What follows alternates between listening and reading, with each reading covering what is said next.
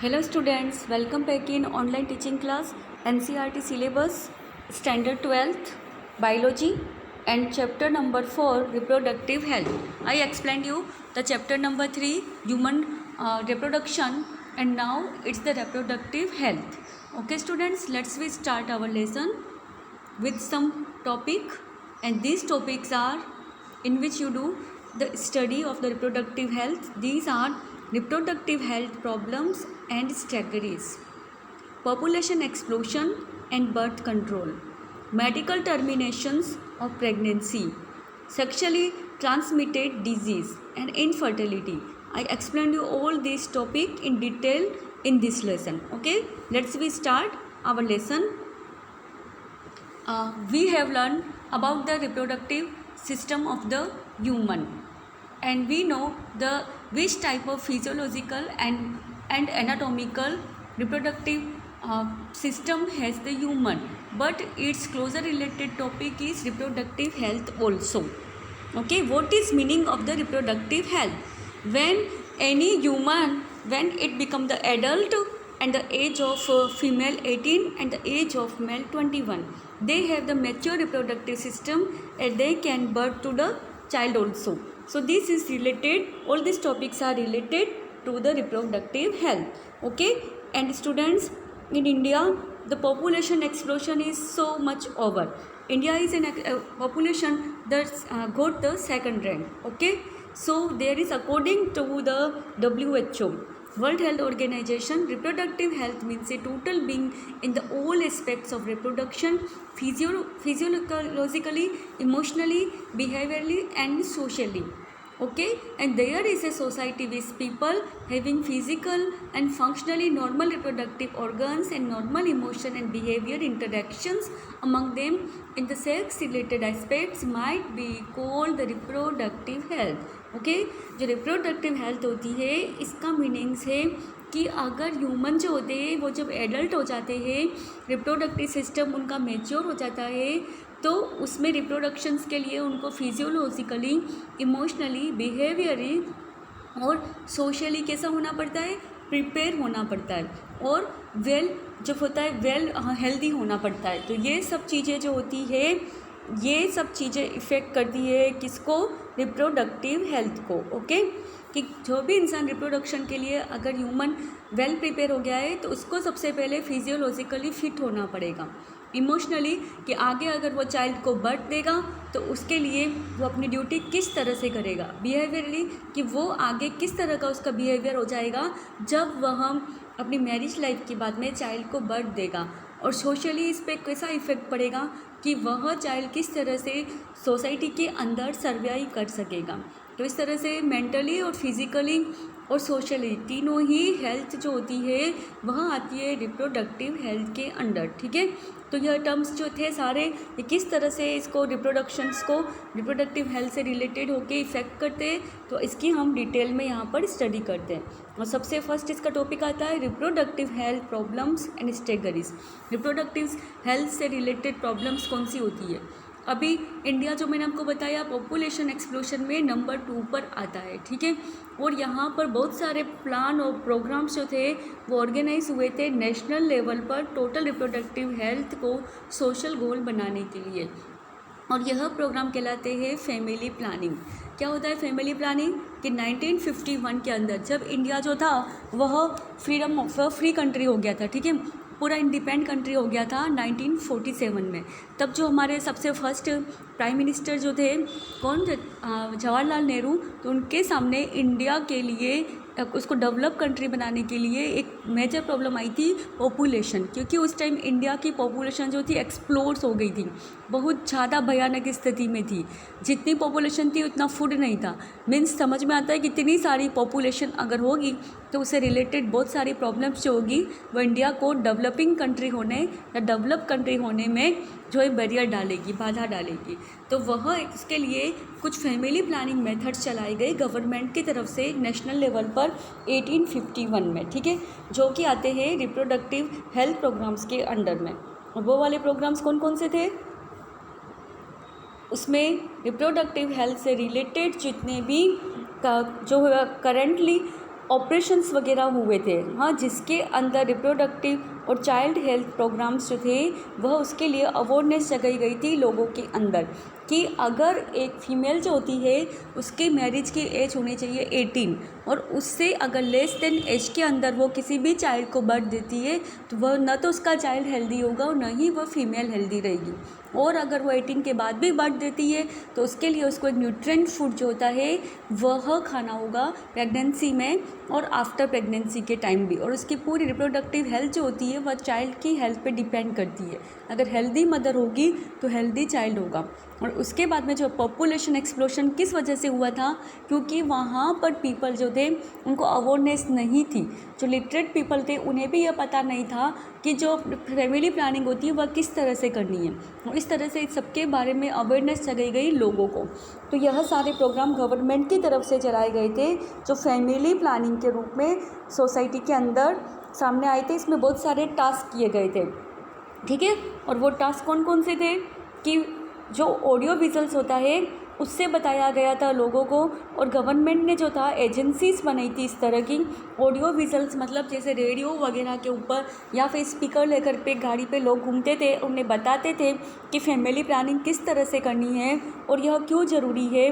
जो पेरेंट्स हैं उन्हें अपने यहाँ पे जो अगर वो बच्चे को बर्थ देते तो उसके लिए उन्हें क्या अवेयरनेस रखनी है, उनके क्लोज रिलेटिव्स को, टीचर्स जो थे, फ्रेंड्स को, सबको इसके बारे में अवेयरनेस प्रोग्राम्स के जरिए यह बताया गया कि अगर यहाँ पर ये सारी अवेयरनेस उनमें आएगी तो उन्हें पता चलेगा कि फैमिली प्लानिंग किस तरह से करनी है, क्यों करनी है। और अगर एक चाइल्ड बर्थ भी लेता है तो उसकी रिप्रोडक्टिव हेल्थ जो होती है उसे किस तरह से हेल्दी रखा जाए, किस तरह से रिप्रोडक्टिव हेल्थ जो होती है वह फीमेल की जो फिज़िकली और मेंटली फिट रहे। तो ये सारे प्रोग्राम जो थे यह किसके लिए थे, इसमें जो स्कूल एजुकेशंस थी उनमें भी ये टॉपिक चलाए गए कि किस तरह से फैमिली प्लानिंग करना है और क्यों करना है, और पॉपुलेशन जो थी उसे कंट्रोल क्यों करना है और कैसे करना है। तो इसके अंदर बहुत सारे कॉन्सेप्ट्स बताए गए थे, सेक्स रिलेटेड एस्पेक्ट्स डाले गए थे, और इसमें रिप्रोडक्टिव ऑर्गन्स जो होते हैं वह कौन सी एज में पावरफुल होते हैं वह सब बताया गया।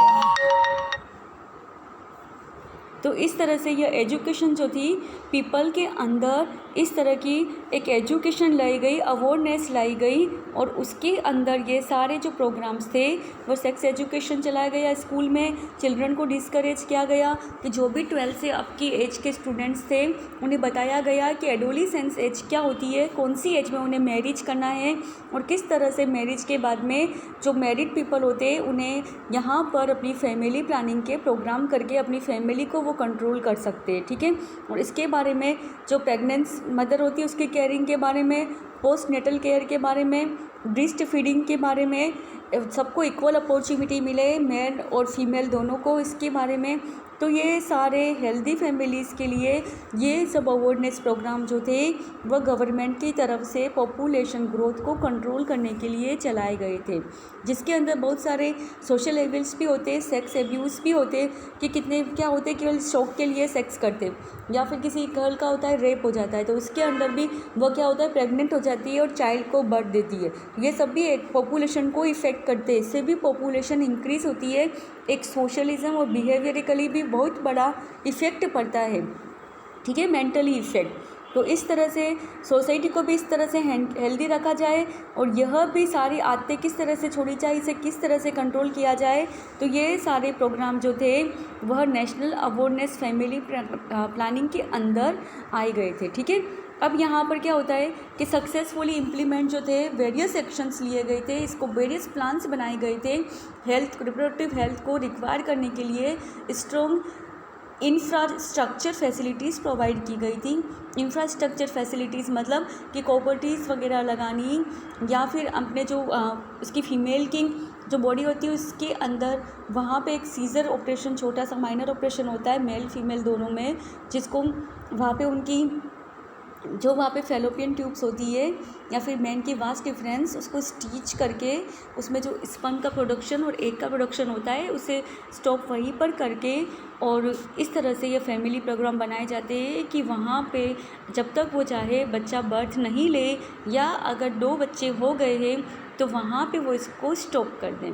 तो इस तरह के बहुत सारे अवेयरनेस प्रोग्राम जो थे वह बनाए गए, लोगों को इसके बारे में ऑडियो विजुअल से स्कूल में बच्चों को एजुकेशन दे करके, घर घर जाके टीचर्स और एजुकेशनल प्रोग्राम चला करके ये सारी फैसिलिटीज़ प्रोग्राम यहाँ पर बताई गई थी। और इसके सिवाय यहाँ पर जो रिलेटिव प्रॉब्लम आती है यहाँ पे रिप्रोडक्टिव हेल्थ से रिलेटेड, वो होती है pregnancy, delivery, studies, abortion, contraceptions, menstrual problems. तो ये सारी प्रॉब्लम से होती है, यह भी रिप्रोडक्टिव हेल्थ को जो होती है इफ़ेक्ट करती है। अगर प्रेग्नेंट लेडीज़ है तो उसको प्रेगनेंसी के अंदर न्यूट्रिएंट फूड लेना है। उसको कौन सी एज में प्रेग्नेंट होना है कि जब वह 18+ हो जाए, उसके रिप्रोडक्टिव ऑर्गन्स जो होते हैं वह मैच्योर हो जाए। और डिलीवरी के टाइम उसको टिटनेस के और वैक्सीन जो होते हैं बराबर फैसिलिटीज़ देनी, जिससे बच्चे के अंदर और उसके अंदर जो होता है एनीमिया नहीं हो, ब्लड की जो होती है वह कमी नहीं हो और कैल्शियम भी मिलता रहे। स्टडीज़ मतलब और अबॉर्शन मीन्स जो इलीगली जो बच्चों को यहाँ पे गिरा दिया जाता है कि या फिर किसी गर्ल का रेप हुआ है या बिना मैरिज के प्रेग्नेंट हो गई है तो उसके बच्चों का अबॉर्शन किया जाता है, या फिर अगर किसी के कोई एक्स्ट्रा बच्चे हो गए 2 के ऊपर 3 या 4 तो उन्हें भी अबॉर्ट कर दिया जाता है। तो ये सारे जो प्रॉब्लम्स होते हैं यह सब रिप्रोडक्टिव हेल्थ को जो होता है इफ़ेक्ट करते हैं। और कॉन्ट्रासेप्शंस कि किस तरह के फैमिली प्लानिंग के जो होते हैं मेथड काम में लेने हैं और डिवाइस काम में लेने हैं। मेंस्ट्रुअल प्रॉब्लम, अगर जो गर्ल्स होती है 12 की एडोलेसेंस एज से उसका मेंस्ट्रुअल साइकिल आना स्टार्ट हो जाता है, उसमें भी उसको बहुत सारी प्रॉब्लम्स होती हैं। तो उस सब के बारे में भी उनको गर्ल्स को अवेयरनेस करना, उन्हें बताना, तो ये सारे प्रोग्राम्स चलाए गए थे। और यह सारी प्रोग्राम्स के अंदर इम्प्लीमेंट ऑफ बेटर टेक्निक्स और न्यू स्टेगरीज प्रोग्राम जो थे वह अप्लाई किए गए थे। और स्टेबलनी जो होता है उस पर बैन लगा था, किस पर? एमिनो सिंथेसिस पर। एमिनो सिंथेसिस क्या होता है? एमिनो सिंथेसिस होता है, देखिए यहाँ पे वर्ड आ रहा है आपके बुक में, एमिनो सिंथेसिस। यह होता है सेक्स डिटर्मिनेशन को लीगली चेक करना जो था वह फीमेल फेटस को किस तरह से कि अगर कोई मैरिज हो गई है मेल और फीमेल की, उनके मैरिज के बाद में उनके एक गर्ल हुई है, पहला जो है वह चाइल्ड जो है बेबी गर्ल हुआ है, दूसरा बेबी गर्ल, तो वे यह चाहेंगे कि दूसरा भी, अगर उनका पहला बेबी गर्ल हो गया है तो दूसरा भी बेबी गर्ल नहीं हो, क्योंकि उस टाइम जो था फीमेल का जो बर्थ देना था उसे एक अच्छा नहीं माना जाता था। वे लोग पुराना इस तरह के मानते थे ओल्ड पीपल कि वंश जो होता है वह लड़कियों से नहीं बढ़ता है, लड़कों से बढ़ता है। और लड़के जो होते हैं वह उनको अर्निंग करने का, फैमिली चलाने का एक क्या होते हैं, एक जरिया होते हैं कि वो फैमिली को आगे भी बढ़ाते हैं और अर्निंग करके अपनी फैमिली को वहाँ पर फाइनेंशियली स्ट्रॉन्ग भी बनाते। वो इस तरह के जो कुछ वीक पॉइंट थे सोसाइटी में, तो उसके ज़रिए वे अपने मेंटली इस तरह का, उनकी मेंटलिटी इस तरह की बन गई थी कि गर्ल जो होती है वह अगर एक के बाद दूसरी भी है तो उस दूसरी गर्ल को होने नहीं देना है। और वह पता करने के लिए होता था सेक्स डिटर्मिनेशंस कि इसमें अगर लेडीज़ प्रेग्नेंट हो गई है तो 3 महीने की प्रेगनेंसी के अंदर उसकी एक चेकिंग होती थी जो कि अनलीगली होती थी, कि उसमें पता कर लिया जाता था कि उसके अंदर जो एम्ब्रियो जो है वह डेवलप हो रहा है वह मेल है या फीमेल है। तो यह होता है सेक्स डिटर्मिनेशन टेस्ट, जिसे बोलते हैं एमनी सिंथेसिस, जिसके अंदर फीमेल के अगर गर्ल बेबी की रिपोर्ट आती थी तो उसका वो गर्ल बेबी अबॉर्ट कर दिया जाता था, जिससे उस फीमेल को प्रॉब्लम होती थी और वह बच्चा बर्थ लेने से पहले ही उसको क्या है, मार दिया जाता था। तो यह सारी जो थी मेजर सोशल प्रॉब्लम्स थी जो कि रिप्रोडक्टिव हेल्थ को इफ़ेक्ट करती थी। तो इसको एक लीगली जो था वह एक क्राइम बता करके इस पे के ऊपर बैन लगा दिया था गवर्नमेंट ने, ठीक है।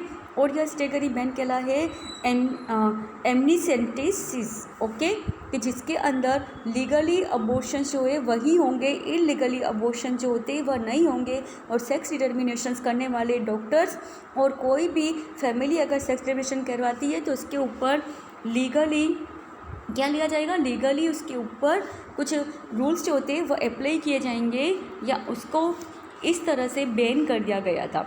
तो यहाँ पर फेटस जो होते हैं वो एनालिसिस अगर इस तरह के होंगे तो डिसॉल्व हो जाएंगे इसमें अबॉर्शंस के अंदर। और यह प्रेजेंस जो होता है इसके अंदर अगर इस तरह के कोई प्रोसेस करते भी है अबॉर्शन का, उसके बाद में अगर फिर उसके बाद बच्चा अगर बर्थ लेगा तो उस फीमेल की ऑलरेडी बॉडी के अंदर कुछ साइड इफ़ेक्ट होते हैं कि वह नेक्स्ट अगर बच्चा बर्थ भी लेगा तो उसके अंदर यह disorders, down syndrome, haemophilia, sickle cell anaemia, और बहुत सारी जो फेटस के अंदर और भी कुछ डिजीज़ होती है वह ऑब्ज़र्व होने लगी थी। तो इस तरह से यह रिप्रोडक्टिव हेल्थ को इफ़ेक्ट करने वाला एक बहुत बड़ा साधन बन गया था। अब इसके सिवाय अगर क्या वहाँ पर लोगों में जिस टाइम अवेयरनेस नहीं थी ऑल टाइम में, या अभी भी लोगों को अगर ये अवेयरनेस नहीं होती है कि उनकी फैमिली के अंदर 1 और 2 अगर बच्चे हो गए हैं, उसके बाद में उनको स्टॉप करने के लिए उन्हें कौन से फैमिली प्लानिंग के लिए कौन से डिवाइसेस यूज़ करने हैं, किस तरह से रोकना है, तो इसके लिए न्यू मेथड जो थे वह इम्प्रूवमेंट हुए थे। और यहाँ पर सहेली नाम की एक कॉन्ट्रासेप्टिव ओरल टेबलेट आई थी जो फीमेल को दी जाती थी, कि जिसमें फ़ीमेल जो थी वह अपने बर्थ कंट्रोल को रोक करके जब चाहे तब तक अब उसके बच्चा नहीं हो तो यह ओरल कॉन्ट्रासेप्टिव लेकर के इसको कंट्रोल कर सकती थी। ठीक है। और सेक्स रिलेटेड मैटर्स जो आते थे उस टाइम, उसमें लोगों को अवेयरनेस किया गया था, उन्हें जागरूक किया गया था, बताया गया था कि यहाँ पे किस तरह के क्यों आते, और इसका जो है मैटरनल और इन्फेक्ट जो होता है मोर्टेलिटी रेट्स के ऊपर भी पड़ा था। और ये सारे जो नंबर ऑफ इंक्रीज़ हुए थे कपल्स के अंदर, तो वो स्मॉल फैमिली रखे, वो कपल्स जो होते हैं जितने ज़्यादा कपल बढ़ रहे हैं उतने ज़्यादा बच्चे नहीं हों, कि वह इसके बारे में अवेयरनेस रखे कि अगर उनके एक बच्चा हो गया है और दूसरे के बीच में गैप कितने साल का रखना है, जिससे फीमेल की जो है रिप्रोडक्टिव हेल्थ जो होती है वह फिज़िकली फ़िट रहे, मेंटली फ़िट रहे। तो ये सारे फैमिली प्लानिंग्स जो होते हैं इसके बाद में, और सेक्स रिलेटेड प्रॉब्लम्स की क्यों आती है, इसको किस तरह से सोल्व आउट किया जाता है, तो वह हेल्दी सोसाइटी बनाने के लिए ये सभी नेशनल अवेयरनेस प्रोग्राम जो थे फैमिली प्लानिंग के अंडर चलाए गए। फिर है पॉपुलेशन स्टेबलाइजेशंस एंड बर्थ कंट्रोल। अब यहाँ पर पॉपुलेशन जो है उसे किस तरह से रोकना है और बर्थ को किस तरह से कंट्रोल करना है। तो लास्ट सेंचुरी जो थी हमारी, उसके अंदर इतने सारे फील्ड जो थे, सिग्निफिकेंस इम्प्रूवमेंट, और यहाँ पर पीपल की लाइफ क्वालिटी, इस सब के बारे में बहुत सारे जो थे मेथड्स यूज़ किए गए कि किस तरह से उनकी लाइफ को क्वालिटी को इम्प्रूव किया जाए, और लोगों के रहन सहन पे उनकी जो मेंटल हेल्थ होती है, फिज़िकली हेल्थ, ये सब जो होती है उसे किस तरह से इम्प्रूव किया जाए, इसमें बेटर लिविंग कंडीशंस किस तरह से दी जाए। तो यह सब कुछ डिपेंड होती है पॉपुलेशंस ग्रोथ के अंदर, कि अगर पॉपुलेशन ग्रोथ जो होती है वह कंट्रोल रहेगी तो लोगों को ये सारी फैसिलिटीज़ मिलेगी, वो अपनी लाइफ को बेटर बना सकेंगे। अगर एक फैमिली के अंदर, हाँ, जो बिग फैमिली है उसमें एक पेरेंट्स के 4-5 बच्चे होते हैं, तो उन पाँचों को वह प्रॉपर फूड नहीं खिला सकते, प्रॉपर क्लॉथ नहीं पहना सकते, प्रॉपर एजुकेशन और वो सारी फैसिलिटीज़ नहीं दे सकते कि जो वो डिज़र्व करते। लेकिन अगर यही स्मॉल फैमिली रही जिसमें पेरेंट्स के 1 या 2 चिल्ड्रन हैं, तो वो उनको सारी फैसिलिटीज़ अच्छे से दे सकते हैं। जो फूड 5 बच्चों में होता है और डिस्ट्रीब्यूट, वह 2 बच्चों में होगा। जो एजुकेशन का खर्चा 5 बच्चों में लगता है वह 2 में लगेगा। तो इससे उनकी लाइफ जो होती है वह बेटर हो सकेगी, और उनसे वे फिज़िकली और मेंटली फिट भी रहेंगे। तो इस तरह के यहाँ पर वर्ल्ड पॉपुलेशन जो था वह, उसके अंदर इंडिया का पॉपुलेशन जो था 2 बिलियन, वर्ल्ड पॉपुलेशन 2 बिलियन में से इंडिया का 2nd रैंक आ गया था, और वर्ल्ड का 2 बिलियन पॉपुलेशन बढ़ गया था। इसमें 900 रोक्ड जो थे, एटलीस्ट अबाउट 6 बिलियन, जो 2000 के ऊपर 6 बिलियन पीपल जो थे उस टाइम बर्थ लेते थे।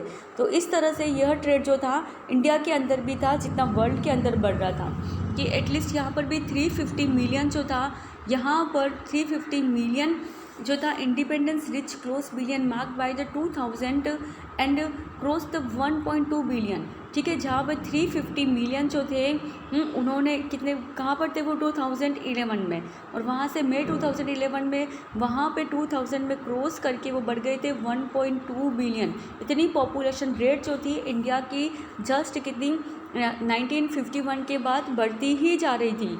और यह इन्फेंट मोर्टेलिटी रेट थी, कि जितना इसमें बर्थ ले रहे हैं चाइल्ड उतनी डेथ रेट नहीं है, डेथ रेट तो कम लेकिन बर्थ रेट ज़्यादा।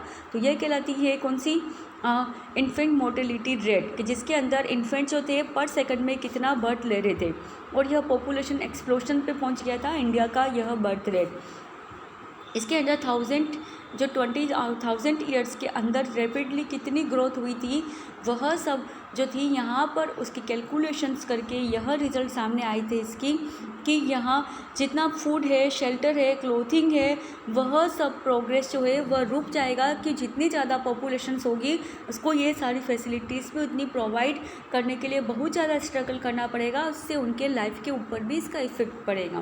तो इसको एक सीरियस मेजर चेक करके पॉपुलेशन ग्रोथ रेट को फाइंड किया गया था, जो कि एक सीरियस रीज़न बन गया था कि अच्छी लाइफ लोगों को कैसे सर्वाइव करे इसके लिए। तो इसके अंदर ओवरकम प्रॉब्लम्स भी आई थी। जो स्मॉल फैमिलीज़ थी वह कॉन्ट्रासेप्टिव मेथड्स जो थे वेरियस वो यूज़ कर रही थी कि उनकी फैमिली जो होती है वह स्मॉल है तो स्मॉल ही बनी रहे, आगे वो किसी चाइल्ड को बर्थ नहीं दे कि क्योंकि उसको सारी फैसिलिटी वो प्रोवाइड नहीं कर पाएंगे। अगर लोगों के अंदर यह बताया गया कि स्मॉल फैमिली हैप्पी फैमिली है, और यह वाला स्लोगन भी दिया गया कि हम दो हमारे दो, कि इसमें बहुत सारे पोस्टर्स जो थे वह बनाए गए, लोगों को अवेयरनेस दी गई कि अगर स्मॉल फैमिली होगी तो हैप्पी फैमिली होगी और हम दो हमारे दो तक ही उनको लिमिटेशंस रखनी है। चाहे 2 लड़के चाहे 2 लड़कियां हैं तो वहाँ तक उन्हें स्टॉप कर लेना है। और फीमेल की मैरिज की एज 18 और बॉय की 21, जिससे उनकी रिप्रोडक्टिव हेल्थ जो होती है वह फिट रहे और वह डिजीज़ लेस रहे। इस तरह से उनकी अगर मैरिज के बाद में भी जो मैरिड कपल्स होते हैं उन्हें बहुत सारे जो अनवांटेड प्रेगनेंसीज जो होती है कि वो नहीं रहे, कि अगर एक बच्चा हो गया है तो दूसरा भी जल्दी से हो जाए, इसके लिए उन्हें फैमिली प्लानिंग के बारे में अवेयरनेस दी गई। तो इस तरह से सोशली और नेशनली लेवल के ऊपर बहुत सारे प्रोग्राम्स चलाए गए, जिसमें जो मैरिड कपल्स होते हैं, जो अनमैरिड फीमेल गर्ल्स होती है, उनको यह अवेयरनेस दी गई। और ये एजुकेशन सिस्टम के अंदर ये एजुकेशन जो थी इसमें एक पॉइंट जो था, यह एक टॉपिक कंपल्सरी कर दिया गया कि बच्चों को भी यह टॉपिक पढ़ाया जाए कि पॉपुलेशन ग्रोथ क्या होती है, इसके क्या इफ़ेक्ट होते हैं और किस तरह से रिप्रोडक्टिव हेल्थ होती है उसको जो है मेंटेन रखा जाए और किस तरह से पॉपुलेशन कंट्रोल किया जाए। इसके लिए बहुत सारे जो मेथड्स होते हैं वह काम में लाए गए और वह एक वाइड रेंज के ऊपर कॉन्ट्रासेप्टिव मेथड्स जो थे वह अप्लाई भी हुए, जिसके अंदर natural barrier method, IUDs, oral contraceptive, injectables, implants और सर्जिकल मेथड्स, ये सारे मेथड्स काम में लिए गए, जिसमें मैं आपको अपने कल नेक्स्ट वीडियो के अंदर पार्ट 2 के अंदर ये सब एक्सप्लेन